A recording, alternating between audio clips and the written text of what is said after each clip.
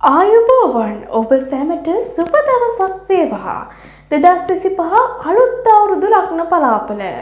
එළඹෙන 2025 අලුත් අවුරුදු දිනයේ සිට 2026 අප්‍රේල් 14 වෙනිදා දක්වා වසරක කාලයක් පුරා අභිනව සූර්ය වර්ෂයේ පවතින ග්‍රහ ගෝචර මෙන්ම ඔබ ගත කරන මහ දසාව අන්තර දසාව අනුව මේ වසරේ ඔබට කෙබඳු ආකාරයෙන් සුභ හා අසුභ ප්‍රතිඵල ඇතිවන්නේද?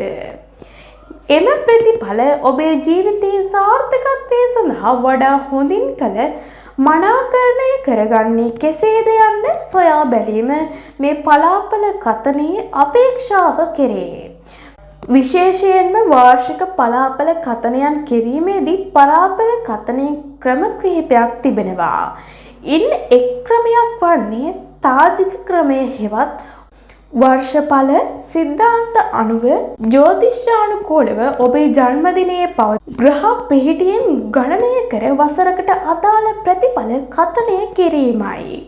අනෙක් ක්‍රමය වන්නේ කිසියම් නිශ්චිත දිනයකට සිට තවත් නිශ්චිත දිනයක් දක්වා වසරකට අදාළ කාලයක් සඳහා පලාපල කතනය කිරීමයි.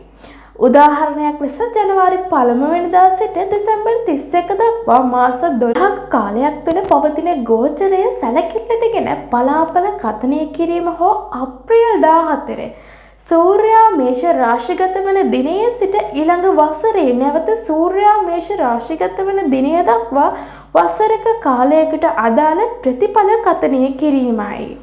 අලුත් අවුරුදු පලාපල කතනයේ අයත් වන්නේ මේ දෙවැනි ක්‍රමයටය. මෙහිදීද අනුගමනය කරන ක්‍රම කිහිපයක් ඇත. ඉන් එක් ක්‍රමයක් නම් සූර්යා මේෂ රාශිගත වන මොහොතේ තත්කාල කේන්ද්‍රය සලකා එහි ග්‍රහ පිහිටීම් ඔබේ ලග්නයට ආදේශ කොට ප්‍රතිඵල කතනය කිරීමයි. අනෙක් ක්‍රමය නම් වසර ඇතුළත පවතින ප්‍රධාන ග්‍රහගෝචර සැලකිල්ලටගෙන සෙනසුරු බ්‍රහස්පති රාහු කේතු යන ප්‍රධාන වශයෙන් දීර්ඝ ගමන් සහිත ග්‍රහයන්ගේ හැසිරීම සැලකිල්ලටගෙන පලාපල කතනය කිරීමය. 2025 වසරේ ඇති විශේෂත්වය වන්නේ එම දීර්ඝ ගමන සහිත සියලු ග්‍රහයන්ගේ මාරු සිදුවීමයි.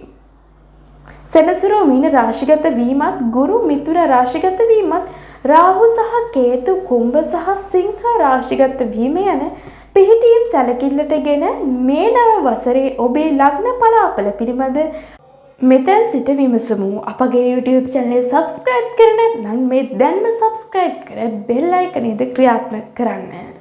ධනු ලග්නයෙන් උපන් ඔබට සුබ ඵලදායක තත්වයකට අත්‍යවසන්න මිශ්‍ර ඵලදායක තත්වයක් පෙන්눔 කරනවා.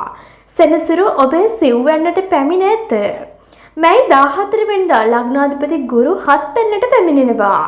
මෙය යහපත් තත්ත්වයක් වෙනවා. මැයි 18 වෙනිදා රාහු 3 වෙන්නටත් කේතු 9 වෙන්නටත් පිවිසෙනවා. විශේෂයෙන්ම ගුරුගේ ගෝචරය පළමු විවාහය බිඳවැටි දෙවෙනි විවාහය අපේක්ෂාවෙන් සිටින ධනු ලග්න හිමියන්ට ඉතාමත් යහපත් ප්‍රතිඵල ගෙන දෙනවා. පොදුවේ විවාහ ප්‍රමාදායට මේ මංගල සිහින සැබෑවන වසරක් ලෙස හඳුන්වනවා. විවාහකයන්ට වසරේ මැද යම් බාධා එල්ල වුවත් වසර අගදී ඒවා සමනය වන බවක් පෙන්눔 කරනවා. ආර්ථික ශක්තිමත් වන අතර හවුල් ව්‍යාපාර කටයුතු වලද විශේෂ දියුණුවක් සාර්ථකත්වයක් අපේක්ෂා කළ හැකි වසරක් වනවා.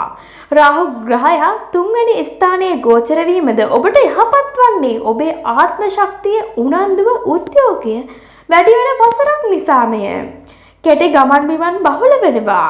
කෙසේ වෙතත් ලිපි ලේඛන ආදියට අත්සන් තැබීමේදී ඔබේ නොසලිකිලිමත් බව නිසා ගැටලු ඇතිවිය හැකි බැවින් ප්‍රවේශම්කාරී වන්නේ. කේතුගේ දසා අතුරු දසා ගෙවන අයට গুপ্ত කටයුතු හා ජ්‍යොතිෂ කටයුතු දැරීමටත් භාවනා ආදියටත් මේ වසරේ ඉතාමත් යහපත් වෙනවා. එසේම අන්තර්ජාල සම්බන්ධ කටයුතු වලට සහභාගී වන්නේ නම් එම කටයුතු වල නිරත වන්නේ නම් ඒවාද සාර්ථක වෙනවා. විදේශගත වීම වලට වාසනාව පවතිනවා. කේතුගේ දශා ගෙවන්නන් හට අධ්‍යාපන සම්බන්ධ විශිෂ්ට වසරක් වන අතර පොදුවේ අධ්‍යාපනය සම්බන්ධව ප්‍රබල බාධක අවහිරතා ඇති නොවේ. එහෙත් තමාගේ උනන්දුව උත්සාහය නොකඩවා තබා ගැනීම වැදගත් වෙනවා. සෞඛ්‍ය වශයෙන්ද පොදුවේ ගත් කල බරපතල ගැටලු ඇති නොවන වසරක් ලෙස හඳුන්වනවා. දරු ලග්නයෙන් උපන් ඔබට සුබ දිනයන් ඉරිදා අඟහරුවාදා සහ බ්‍රහස්පතින්දා දිනයන්නේ. සුබ අංක ලෙස අංක 3 සහ අංක 9.